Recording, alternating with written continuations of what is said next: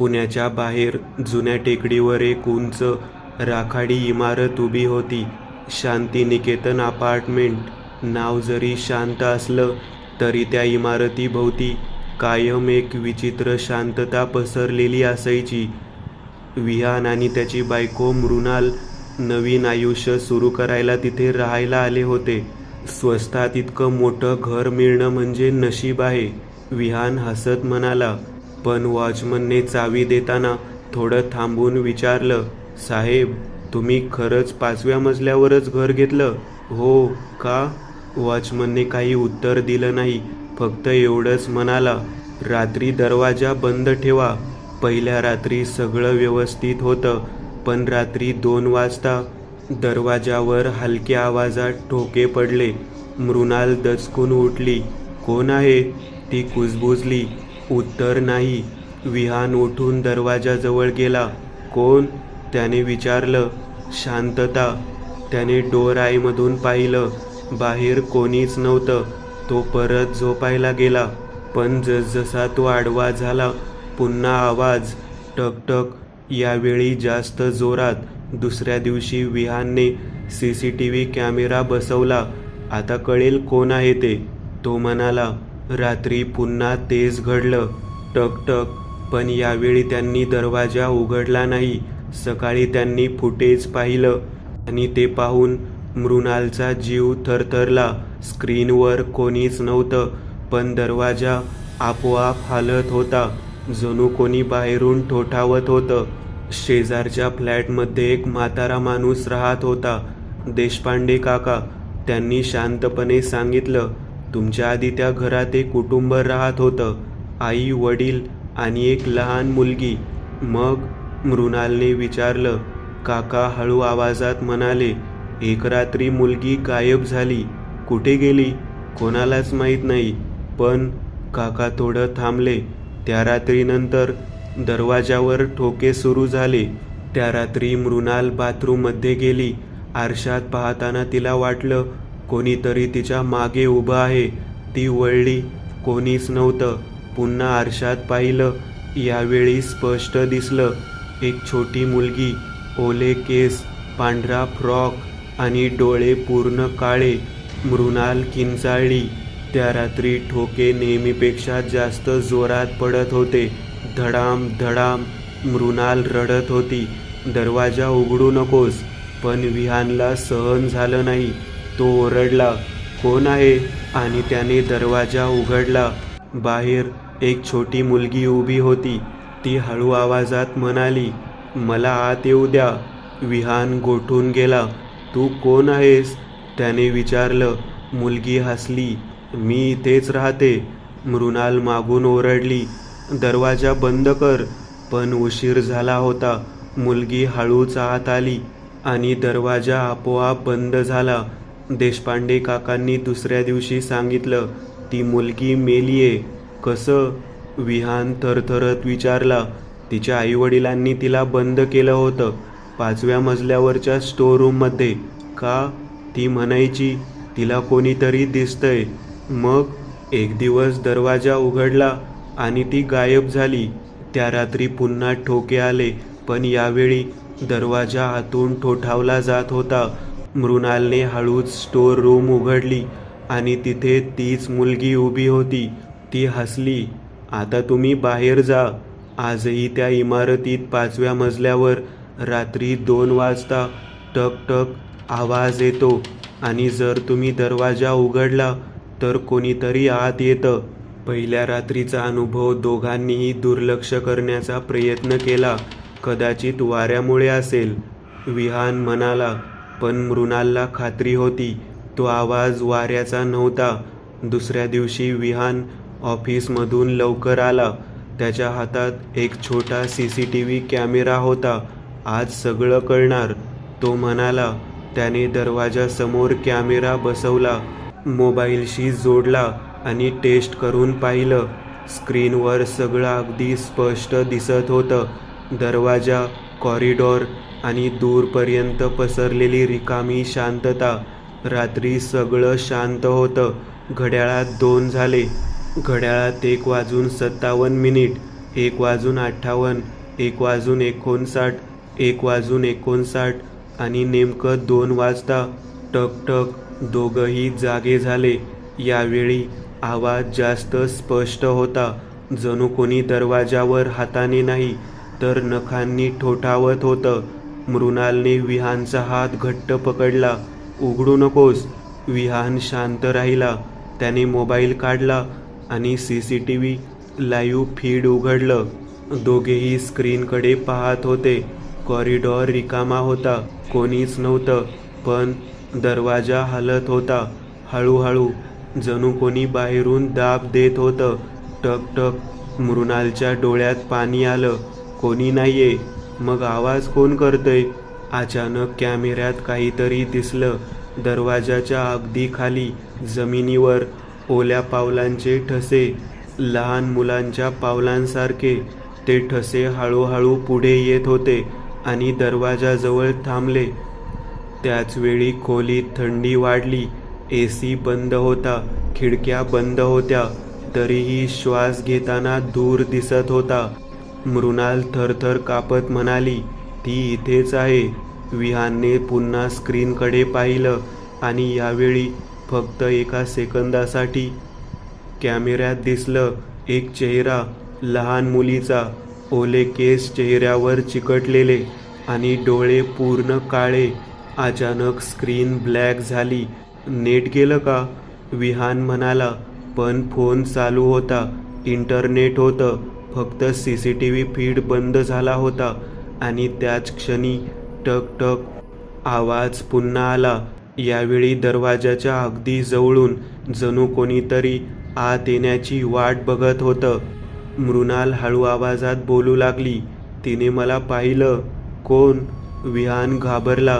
ती मुलगी, ती इथेच आहे आणि ती रागात आहे. सकाळ झाली होती, पण घरात अजूनही रात्रीची थंडी पसरली होती. विहान दरवाजाजवळ उभा होता. त्याच्या नजरा जमिनीवर खिळलेल्या ओले पावलांचे ठसे, लहान, अगदी लहान, आणि ते ठसे सरळ घराच्या आत जात होते, हॉलमधून, कॉरिडॉरमधून, आणि थांबले स्टोर रूमच्या दरवाजासमोर. मृणाल हळू आवाजात म्हणाली, काल रात्री आपण हा दरवाजा उघडला होता का? नाही. विहान कुजबुजला. दरवाजा घट्ट बंद होता, पण आतून काहीतरी आवाज येत होता, खर खर, जणू कोणी भिंतीवर नखं फिरवत होतं. मृणाल मागे सरकली. तो दरवाजा उघडू नकोस. त्यांनी लगेच शेजारी देशपांडे काकांकडे जाण्याचा निर्णय घेतला. काकांनी दरवाजा उघडला आणि दोघांच्या चेहऱ्याकडे पाहूनच सगळं समजलं. तुम्हाला ठोके ऐकू आले, बरोबर ना? विहान थबकला. तुम्हाला कसं माहीत? काका शांतपणे म्हणाले, कारण ते थांबत नाहीत. काकांनी त्यांना आत बसवलं. थोडा वेळ शांतता होती. मग काका हळूहळू बोलायला लागले. या फ्लॅटमध्ये कुटुंब राहत होतं. राजीव, त्याची बायको स्नेहा आणि त्यांची 7 वर्षांची मुलगी. नाव काय होतं तिचं? मृणालने विचारलं. काकांनी उत्तर दिलं, आन्या. आन्या सुरुवातीला अगदी नॉर्मल होती, काका सांगत होते, पण काही महिन्यांनी ती बदलायला लागली. कसं? विहानने विचारलं. ती म्हणायची, माझ्या खोलीत कोणीतरी आहे. मृणालच्या अंगावर काटा आला. ती सतत आरशात बघत बसायची. काका पुढे म्हणाले, आणि एक दिवस तिने तिच्या आईला सांगितलं. काका थांबले.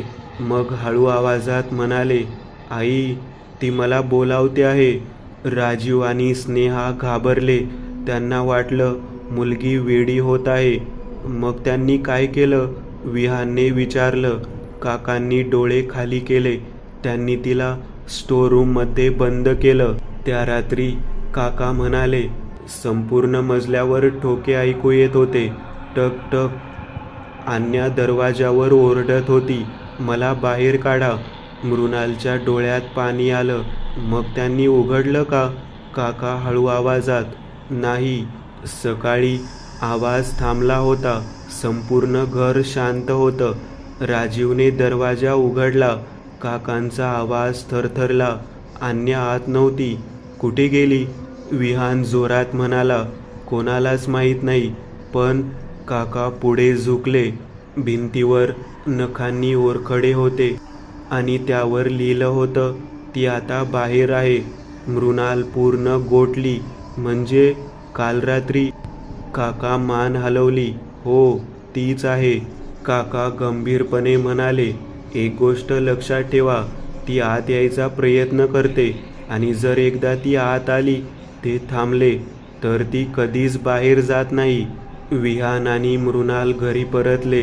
दोघंही शांत होते. घरात प्रवेश करताच त्यांनी स्टोअरूमकडे पाहिलं. दरवाजा अजूनही बंद होता, पण यावेळी दरवाजाच्या खालून हळूहळू पाणी बाहेर येत होतं. घरात परतल्यावर विहान आणि मृणाल काही क्षण दारातच उभे राहिले. दोघांनाही आत जाण्याची भीती वाटत होती, पण शेवटी ते हळूहळू आत आले. हॉल शांत होता, पण कॉरिडॉरमध्ये टप टप पाण्याचे थेंब पडण्याचा आवाज येत होता. दोघांनी एकमेकांकडे पाहिलं आणि हळूहळू स्टोअरूमकडे चालायला लागले. दरवाजाच्या खालून पाणी बाहेर येत होतं, थंड, काळपट, जणू जुन्या विहिरीचं पाणी. मृणाल कुजबुजली. हे काल नव्हतं. विहानने दरवाजाला हात लावला. तो ओला होता. हळूहळू कर कर दरवाजा उघडला. आत पूर्ण अंधार होता. फक्त एक ओलसर वास, जणू काहीतरी खूप वर्षांपासून तिथे बंद आहे. विहानने मोबाईलची टॉर्च लावली. प्रकाश हळूहळू खोलीत फिरला आणि दोघेही जागेवर गोठले. संपूर्ण भिंतीवर नखांचे ओरखडे, लहान पण खोल, जणू कोणीतरी वेड्यासारखं बाहेर पडण्याचा प्रयत्न करत होतं. भिंतीवर काहीतरी लिहिलं होतं, ओल्या बोटांनी किंवा कदाचित रक्ताने. विहानने टॉर्च नीट लावली आणि वाचलं, ती मला पाहते आहे. मृणालचा श्वास अडकला. ती म्हणजे कोण? खोलीच्या कोपऱ्यात एक जुना टेडी बेअर पडलेला होता, पूर्ण भिजलेला, त्याचे डोळे काळे झालेले. विहानने तो उचलायला हात पुढे केला. टेडीचा डोळा हलला. मृणाल किंचाळली. स्पर्श करू नकोस. विहानने हात मागे घेतला. अचानक खोलीत प्रचंड थंडी झाली. श्वास घेताना धूर दिसू लागला आणि दरवाजा आपोआप बंद झाला. धडाम. दोघेही घाबरून दरवाजाकडे धावले. उघड. विहान ओरडला, पण दरवाजा हलत नव्हता. मग खोलीच्या कोपऱ्यातून आवाज आला, हळू, थरथरता. मृणाल थिजली. तुला ऐकू आला? ती कुजबुजली. टॉर्चचा प्रकाश हळूहळू त्या कोपऱ्याकडे वळला आणि तिथे ती उभी होती. आन्या. ओले केस, पांढरा फ्रॉक आणि डोळे पूर्ण काळे. ती हळूच हसली. आवाज खूप विचित्र होता, जणू दोन लोक एकाच वेळी हसत आहेत. ती म्हणाली, तुम्ही दरवाजा उघडला. विहान मागे सरकला. तू काय आहेस? आन्या हळू आवाजात. मी एकटी नाहीये. तिच्या मागे अंधारात काहीतरी हललं, मोठं आणि सावलीसारखं. मृणाल रडू लागली. आपण इथून बाहेर जाऊया. अचानक टॉर्च बंद झाली. पूर्ण अंधार आणि त्या अंधारात खूप सारे पावलांचे आवाज, लहान मोठे वेगवेगळे, जणू ते एकटे नव्हते. पुढची भयकथा. रात्रीचा हायवे. NH-48च्या एका जुन्या, कमी वापरल्या जाणाऱ्या भागाबद्दल ट्रक ड्रायव्हर्समध्ये एक अफवा होती. रात्री 2 नंतर त्या रस्त्यावर थांबू नका, कारण जो थांबतो तो परत कधीच जात नाही. समीर आणि त्याचा मित्र आदित्य पुण्याहून रात्री निघाले होते. रात्री ड्राईव्ह करायला मजा येते, समीर म्हणाला. गुगल मॅप्सने त्यांना एक शॉर्टकट दाखवला, जुना हायवे रस्ता. आदित्यने थोडं संकोचाने विचारलं, हा रस्ता थोडा सुनसान वाटतोय. अरे काही नाही, समीर हसला. घड्याळात 1:58 झाले होते. रस्ता पूर्ण रिकामा, ना गाड्या ना लोक, फक्त कारचे हेडलाईट्स आणि काळोख. अचानक रस्त्याच्या कडेला एक मुलगी उभी दिसली. पांढरा ड्रेस, ओले केस आणि चेहरा खाली. आदित्य ओरडला, अरे थांब, कोणीतरी आहे. समीरने ब्रेक मारला. मुलगी हळूच कारजवळ आली. ती काही बोलत नव्हती, फक्त हाताने लिफ्ट मागत होती. समीरने दरवाजा उघडला. बस, आदित्य हळू आवाजात. आपण थांबायला नको होतं. मुलगी मागच्या सीटवर बसली. कार पुन्हा सुरू झाली. काही मिनिटं पूर्ण शांतता. आदित्यने रिअर व्ह्यू मिररमध्ये पाहिलं आणि त्याचा श्वास अडकला. मुलगी आरशात दिसत नव्हती. कारमध्ये अचानक थंडी वाढली. AC बंद होता, तरीही श्वास दुरासारखा दिसत होता. मुलगी हळू आवाजात म्हणाली, तुम्ही थांबायला नको होतं. समीरने पुढे पाहिलं. रस्ता अचानक संपत होता. पुढे फक्त खोल दरी. हे कसं शक्य आहे? तो ओरडला. समीरने पटकन ब्रेक मारला. दोघांनी मागे पाहिलं. मुलगी गायब होती, पण सीट ओली होती. अचानक कारच्या स्क्रीनवर मेसेज आला, तुम्ही परत जाऊ शकत नाही. मग मागून आवाज आला, मी अजून इथेच आहे. दोघांनी हळूच मागे पाहिलं. मुलगी परत बसली होती. यावेळी तिचे डोळे पूर्ण काळे होते. ती हसली, मी 10 वर्षांपूर्वी इथे मेले. ज्यांनी मला लिफ्ट दिली ते सगळे. ती थांबली. इथेच राहिले. कार अचानक स्वतःच पुढे जाऊ लागली. ब्रेक काम करत नव्हते. स्टेअरिंग लॉक झालं. समीर ओरडत होता, थांब थांब. कार दरीकडे वेगाने जाऊ लागली आणि शेवटच्याच क्षणी मुलगी पुढे वाकली आणि कुजबुजली, आता तुम्हीही माझ्यासोबत. आजही त्या हायवेवर रात्री 2 वाजता एक मुलगी लिफ्ट मागताना दिसते. जर तुम्ही थांबलात तर लक्षात ठेवा, ती एकटी नाही. कार अचानक थांबली. समोर फक्त काळोख आणि खोल दरी. समीरचा श्वास जोरात चालू होता. आपण वाचलो का? आदित्य काही बोलला नाही. दोघेही हळूहळू मागे वळले. मागची सीट रिकामी होती. कारमध्ये अजूनही थंडी होती. सीट ओली होती आणि दरवाजे लॉक होते. समीरने लॉक उघडण्याचा प्रयत्न केला. काम करत नव्हतं. आदित्यने फोन काढला. No service. गुगल मॅप्स बंद झाला. स्क्रीन अचानक फ्लिकर झाली आणि नकाशावर एकच गोष्ट दिसली, यू आर ऑलरेडी हिअर. समीरने हळूच रिअर व्ह्यू मिररमध्ये पाहिलं. यावेळी ती दिसत होती, मागच्या सीटवर. त्यांच्याकडे बघत आदित्य थरथरत म्हणाला, ती हल्ली का? मुलगी हळूहळू पुढे झुकली. तिचे केस बाजूला झाले आणि तिचा चेहरा दिसला, फाटलेला, जखमी आणि डोळे पूर्ण काळे. ती कुजबुजली, तुम्ही मला सोडलं. समीर घाबरला, आम्ही तुला मदत केली. ती हसली आणि तो आवाज खूप विचित्र होता, जणू एकाच वेळी अनेक लोक हसत आहेत. कारच्या स्क्रीनवर अचानक व्हिडिओ चालू झाला. त्या हायवेचा CCTV फुटेज. त्यात तीच मुलगी रस्त्यावर उभी होती. एक कार थांबली. 2 मुलं उतरली आणि ते तिला धक्का देतात. ती रस्त्यावर पडते. कार निघून जाते. आदित्य किंचाळला, हे आपण नाही. मुलगी हळू आवाजात, सगळे तेच म्हणतात. अचानक कार स्वतःच मागे जाऊ लागली. दरीपासून दूर, परत त्या रस्त्यावर. स्टेअरिंग आपोआप फिरत होतं. ते पुन्हा त्याच ठिकाणी आले जिथे त्यांनी मुलीला उचललं होतं आणि ती पुन्हा तिथे उभी होती. पुन्हा. समीर ओरडला, हे पुन्हा होतंय. आदित्य घाबरून, आपण अडकलेलो आहोत. मुलगी हळूच हात वर करून पुन्हा लिफ्ट मागत होती. कारच्या स्क्रीनवर मेसेज दिसला, तू तिला घेतलं, आता सोडू शकत नाही. मागच्या सीटवर बसलेली मुलगी हळूच म्हणाली, आता तुमची पाळी आहे. रस्त्यावर पुन्हा तीच मुलगी उभी. कारमध्ये पुन्हा तीच मुलगी बसलेली आणि समीर आदित्य दोघंही समजले. कार थांबली. समोर पुन्हा तीच मुलगी, पांढरा ड्रेस, ओले केस, हात वर करून लिफ्ट मागत. समीर थरथरला, हे पुन्हा कसं शक्य आहे? आदित्य कुजबुजला, आपण आधी इथे आलोय.